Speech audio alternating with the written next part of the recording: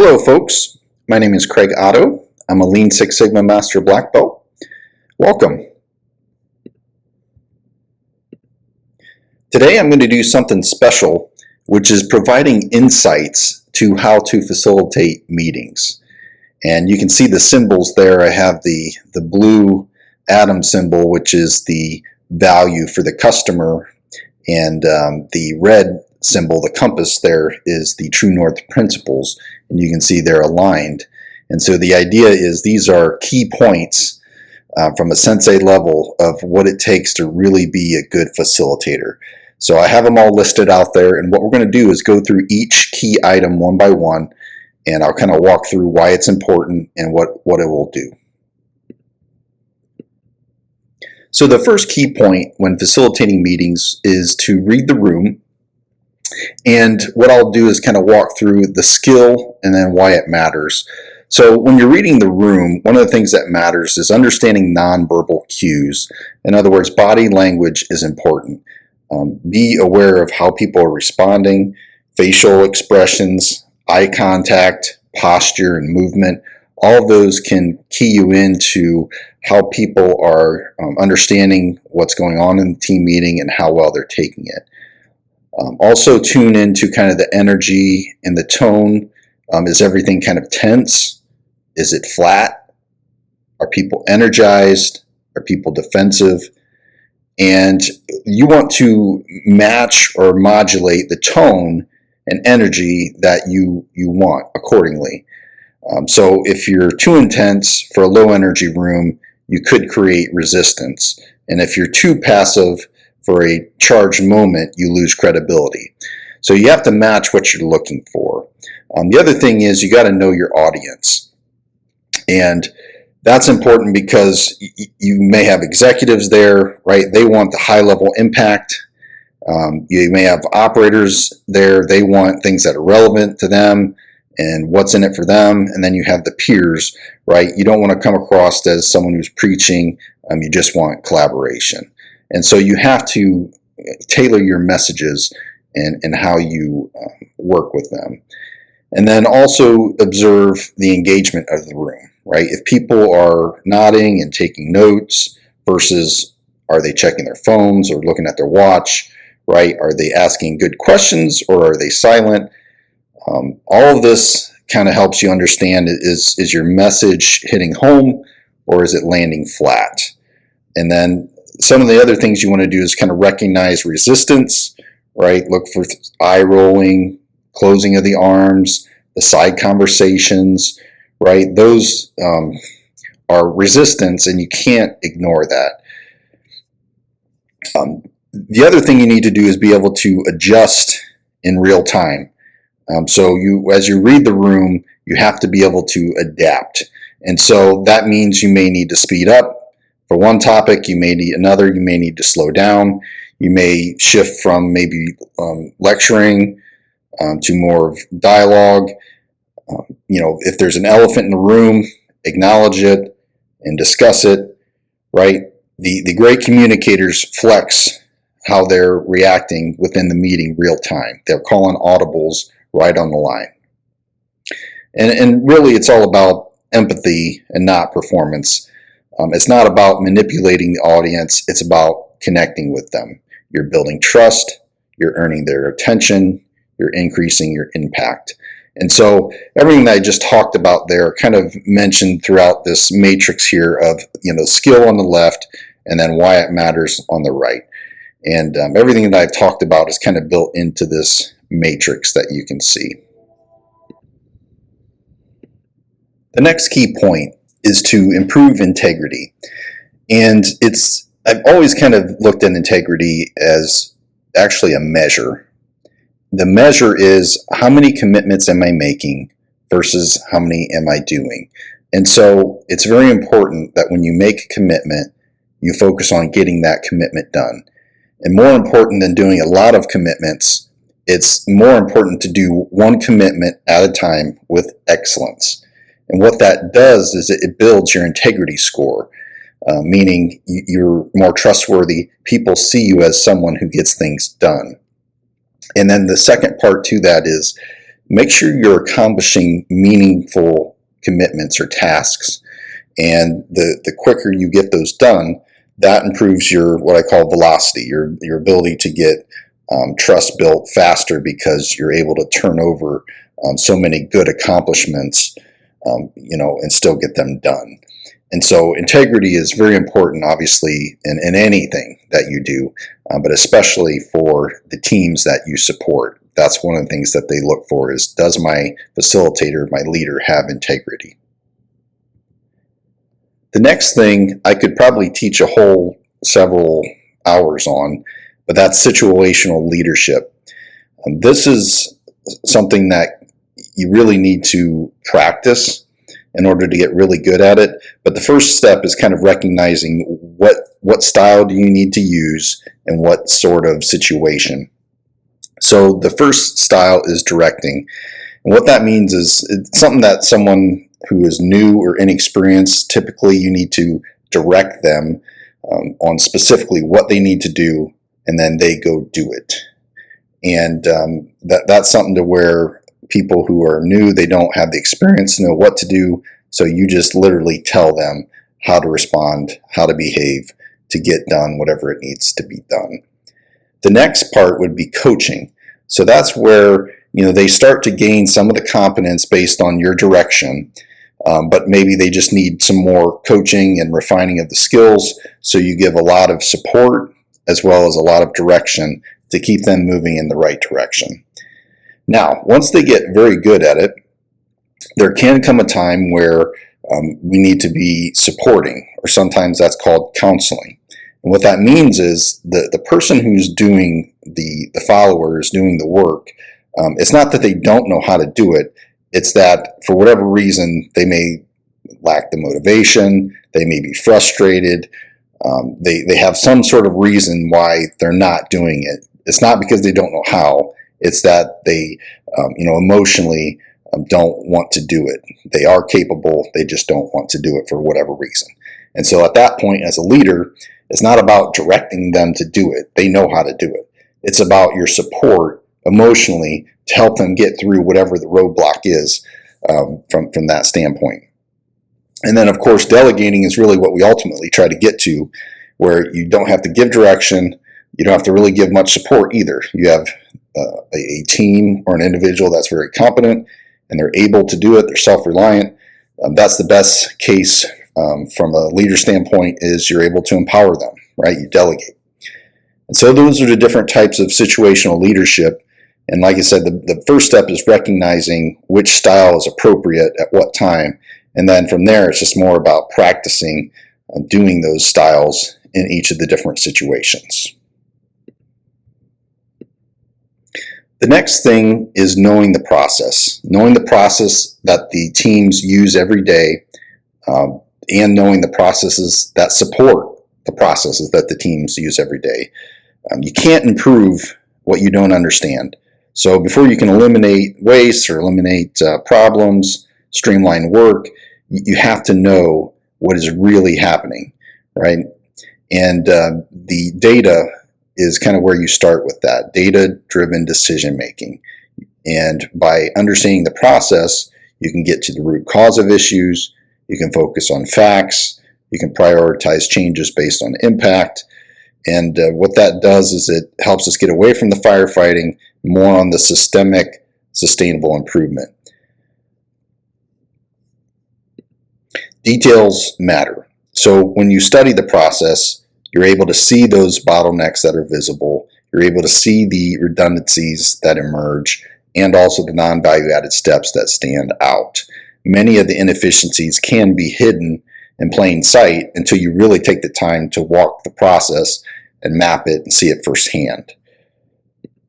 And when you take time to learn the actual work, the frontline teams respect you more, you ask better questions during the meeting, your recommendations are actually grounded and practical for the teams, and you earn the right to lead change when you know the process. I would also say that you can't coach what you don't understand. So when you understand, you're able to guide problem solving, you're able to mentor improvement thinking, You're able to challenge the teams constructively. And the other thing it does is it helps connect people to purpose. So knowing the process helps tie the daily tasks to the bigger goals, to the vision. Why certain standards matter, how individual actions impact performance, how continuous improvement helps both business and the people doing the work. And it also prevents assumption-based leadership. Many improvement efforts fail because leaders sort of skip the step of deeply understanding current state, right? They lack that humility.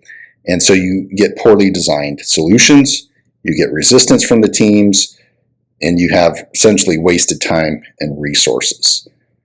And from the table, you can see I kind of summarized everything that I said there in the table. So I'll give you a moment to take a look at those.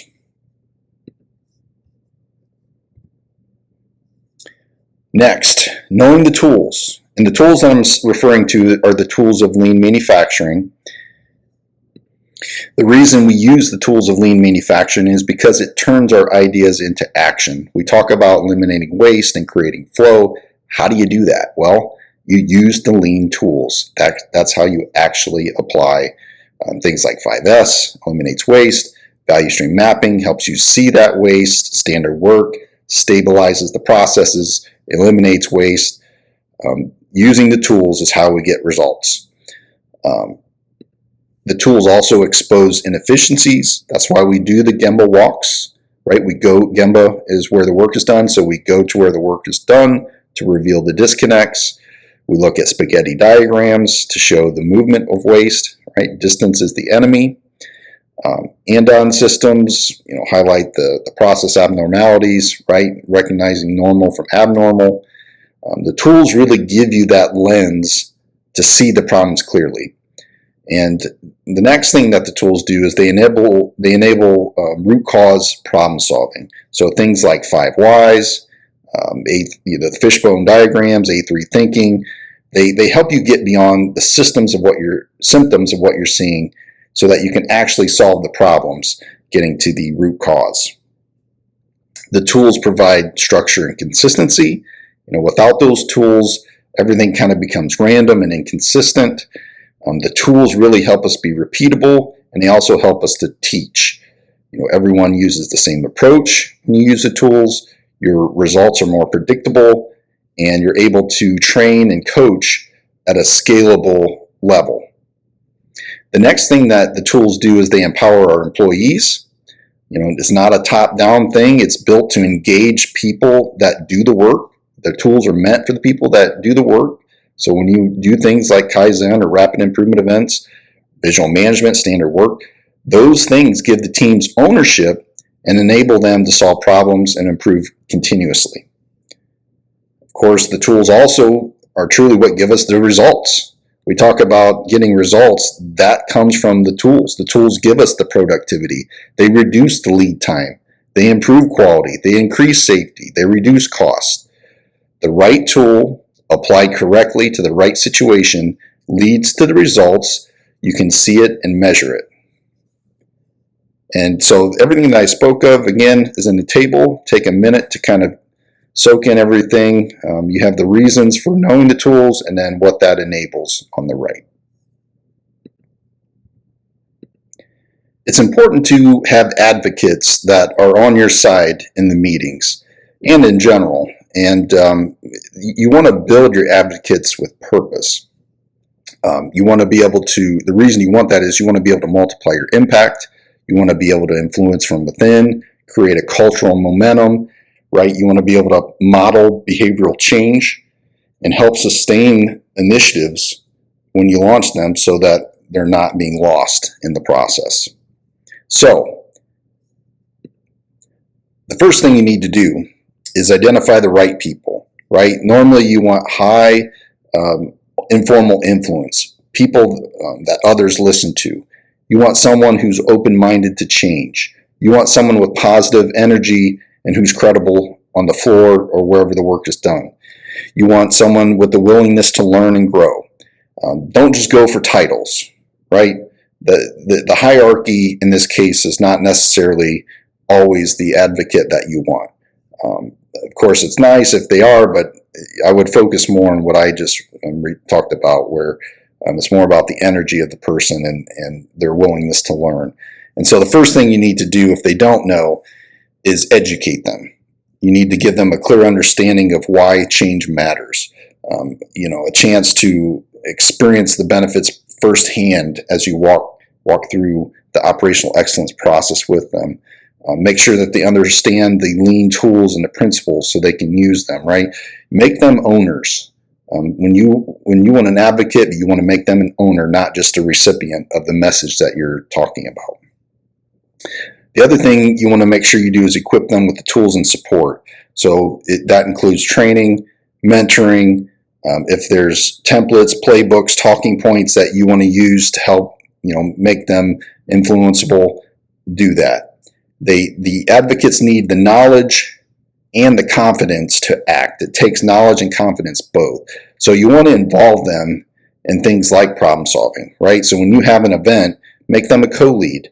When you have some value stream mapping going on, ask them to be a participant. Help create standard work and visuals with them. The more they're involved, the more they believe in the mission. And remember, belief is a principle. And then they can evangelize it themselves because they do believe it. You want to give them a voice. Ask them for feedback and then act on it. Let them speak at the stand-up meetings or during the meeting. Recognize them publicly when they demonstrate the right behaviors, right? Build the ownership, not just compliance to what you're looking for. And you want to develop a cascade plan. In other words, teach, train, apply, mentor, right? A process that you follow. Spread the message organically. You want to create a network of change agents, not just a top-down push, but all throughout. This builds cultural reinforcement, not just dependency on one leader. Go ahead and take a moment to review the matrix, kind of the step. And again, these are in order. The order here matters, and then you can see what to do from that step. This next part is extremely important. Delegation is important for your personal productivity as a facilitator, right? But I was sure to put in there, but never leadership. And so what I want to do is lay out in the table kind of what are things that I can delegate, some things I can share delegation, and then other things as a leader I should not delegate. I have to stay engaged with those different actions. In general, I would say that a leader can delegate tasks, authority, and ownership to grow the team, but you cannot delegate accountability, vision, or responsibility to lead. You can empower others to take action, but you remain the leader. You are still accountable for the culture, the standards, and the outcomes. And the reason this principle matters is because true leadership is about setting direction, inspiring people, being visible in the work, making the tough calls. You can delegate who does the work, but not who owns the mission. The delegation develops people and not just a culture alone. So delegating builds skills and confidence, but the culture is shaped by leadership. So if you fully step back from leading, some of the things that you risk is mixed messaging, misalignment, and loss of momentum. Regardless, as the leader, you're still accountable. When things go wrong, the organization doesn't look at the delegate, they look at the leader. And delegating work doesn't shift accountability, it only execution. Go ahead and take a minute to review the chart and make sure you understand what can be delegated as a leader and what should not be. It's extremely important to plan and prepare an agenda to help the team stay focused. I actually have a whole video on this topic specifically, but the one thing you want to make sure is that you clarify purpose. And I know in the video I talk about using a charter, but what is the single most important outcome of the meeting? That's really what you should be thinking about. It should be all about the purpose. You're trying to make a key decision, solve a problem, understand the problem direction or alignment of that problem direction, review performance, identify actions. It should be very clear on what you're trying to do. It's also important to define the desired outcomes. So be more outcome oriented, not just activity driven. So instead of talking about 5S, maybe use something like agree on the next steps to improve 5S in zone A. Or instead of review metrics, you might say identify 1 to 2 performance gaps and assign owners. Or instead of discuss training, you might use finalize the rollout schedule in the trainers, right? Be very specific in terms of the outcome that you're looking for. The other thing you want to do is make sure that you have priorities, limit the topics so that you're only focused on a couple of things. That's a key principle. Focus on what makes a difference, on what moves the needle. Make sure you prepare everything that you need ahead of time. So make sure you have the agenda done, the relevant presentations. Make sure all of that is designed and ready at least 1 day ahead of time. Make sure you have all the relevant data, the visuals, the background. Make sure if there's instructions, that's all ready and prepped. That's very important. You want everyone to kind of see that you're prepared as the leader, ready for discussions. Be very strict with managing your time. Use time blocks for each of the topics. Maybe identify a timekeeper. Cut off the tangents, right? Use a parking lot. If there's a topic that seems to be important, but it wasn't on the agenda, put it in the parking lot so that you don't forget it for next time. Keep things on track. And then end with clarity. Recap the discussions and the actions, assign the ownership and the deadlines, make sure you confirm the next steps in the next meeting with the team. And before I leave this topic, just remember that focus doesn't happen by accident, it happens by design. A clear agenda is your blueprint for impact. All right, the next thing is turning negatives into positives or opportunities. Turning negative comments into opportunities is really the hallmark of emotional intelligence. It shows leadership maturity and a continuous improvement mindset. Instead of reacting defensively, you learn to listen for value, you respond with purpose, and you use feedback to strengthen relationships, processes, and outcomes. So this one is a little bit of an art. The first instinct is to always defend. When you hear someone say something negative, what you want to do is pause, listen without that defensiveness, and then what you want to learn to do is, like I said, listen and reflect. And even if the comment feels unfair, you want to dig deeper. What's the truth? What's the concern that might be behind the comment? Is there a valid pain point being surfaced? What emotion is driving the comment? Those types of thoughts will help you stay grounded instead of reacting. It keeps that response, able to listen, show concern, and then the next thing you want to do is separate the message from the delivery. So some people don't express themselves well, but that doesn't mean that the message has no merit. So you want to ask yourself, if I ignore the tone, what is this really about? So you're looking for insights. Are they frustrated about a delay? Do they feel unheard or overlooked? Is the comment signaling a broken process? And then the next thing you want to do is acknowledge and then redirect. So start by validating what they feel and then pivot towards a constructive path. So for example, I hear that you're frustrated in how you last rollout went, and that's important feedback, but let's look at how we can make the next one smoother. So this shows that you're listening, that you're not dismissing, and that you're leading toward action. And so then we can use the feedback as a trigger for improvement. And every complaint is truly an opportunity. It's an opportunity to fix a broken process, to clarify communication, to strengthen relationships, to empower others to be a part of the solution. So behind every negative comment is an unmet need or expectation. You want to find it, you want to fix it, you want to learn from it. And when you do those things, you turn critics into contributors. And you ask them to help improve what they're criticizing. You give them ownership and not just a voice. This is really what we're trying to do, is shift the culture and use feedback as a gift.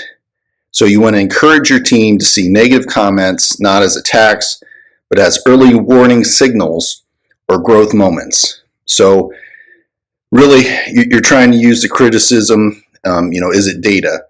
And this feedback will fuel improvement, and then every challenge becomes a chance to lead, right? That's the way you have to start thinking of all these things. And so take a moment to look at the table. It does summarize everything that I spoke of, and just kind of take it all in. And now we come to our last key point.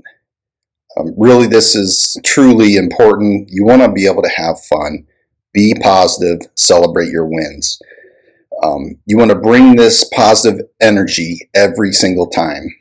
And you don't need to be loud or over the top, but you do need to show your enthusiasm for improvement. You need to show your gratitude for participation. You need to show belief in your team's potential. That positivity is contagious. People respond to the energy, especially when things get hard. So celebrate the small wins early and often. Don't wait for perfection or big milestones. Complete just a completed 5S sweep or 6S sweep. Celebrate that you found a root cause to something. Celebrate someone who spoke up with a new idea.